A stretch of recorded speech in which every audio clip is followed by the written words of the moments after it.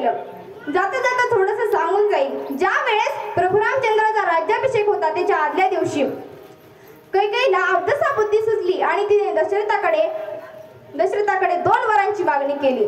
पहिल्या वराने भरताला गादी आणि दुसऱ्या वराने रामाला वनवास. हे ऐकल्यावर दशरथजी जमिनीवर धाडकन कोसळले. ते म्हटले, जर माझा प्राण जरी मागितला असता ना तरी मी तुला दिला असता, पण माझ्या रामाला माझ्यापासून दूर करू नको. तेव्हा कैकेयी म्हणाली, तुम्ही मला वचन दिलं आहे, हे वचन जर तुम्ही मोडलं तर तुमची रीत मोडीन. रघुकुल रीत सदा चली आई, प्राण जाये पर वचन न जाये.